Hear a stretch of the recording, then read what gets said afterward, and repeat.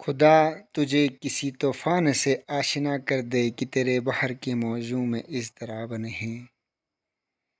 गुरजगलोड गिलगित के वासियों के लिए पिकनिक का एक अहम मरकज़ समझा जाता था। आजकल सैलाब की तबाहकारियों के बाद सुनसान हाल नज़र आ रहा है। आइए इस रिपोर्ट के अंदर गुरजगलोड के हवाले से कुछ बातें आपसे शेयर करते हैं। ये गिलगित बल्तिस्तान का एक माइक्रो टूरिस्ट पॉइंट है। तो यहाँ की जो आवाम है इनकी इकनॉमिकल एक्टिविटीज़ तकरीबन गुर पे ही रिलाई करती थी। तो गुर एक सिंबल था गिलगित सिटी के लिए। हर दूसरा बंदा गुर में आके रिलैक्स होता था, तो इससे इनकी माशी सरगर्मी भी तेज़ होती। शब बिकता, गोश्त बिकता और दीगर जो आइटम्स हैं, घरेलू जो किचन आइटम्स यहाँ बिकते और अच्छी खासी मैशत इनकी चल रही थी। तो ये जो प्रोपेगेंडा हुआ गुर के अंदर, सैलाब आया, बर्बादी हो गई, तो आवाम के दिलों के अंदर से गुर तकरीबन 50% निकल गया कि यार वहाँ तो तबाही हुई है। तो इस प्रोपेगेंडे की वजह से गुर के मैं दुकानदारों से, होटल वालों से पूछता हूँ तो कहते हैं कि पिछले साल की निस्बत इस साल तकरीबन 50% हमारी जो बिज़नेस एक्टिविटी है, कमर्शियल एक्टिविटी है, डिक्लाइन हो गई है।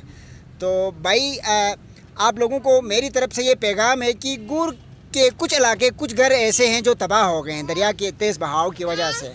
तो बाकी ये जो इलाका है रोड का और होटल जो आसपास जो बने हुए हैं वो बिल्कुल सिक्योर है।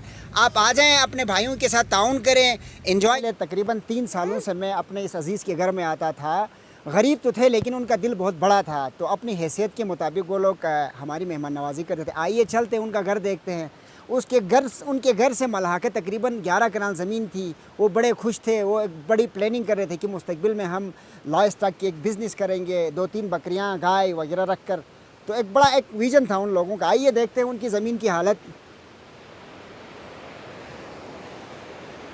तो देखिए ये उनका घर था, ये बिल्कुल सफ़े हस्ती से मिट चुका है।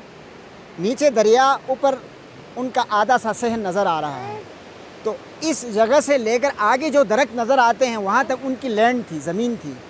तो अब तकरीबन 9 से 11 कनाल ज़मीन इनकी तबाह हो गई है, बर्बाद हो गई है। और आजकल वो टेंट के अंदर रहते हैं। तो कोई हुकूमत की तरफ से या कोई NGO की तरफ से कोई पुरसान हाल नहीं है। तो ये जो सैलाब का जो रुख था वो उस वाले जंगल से, उस नाले से हिट करने लगा है दरिया सिंध को।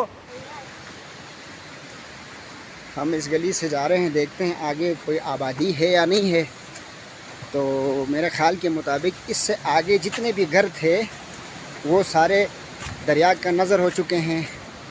तो इस एरिए से आगे एक पेट्रोल पंप भी था, पेट्रोल पंप का आधा हिस्सा भी गिर चुका है।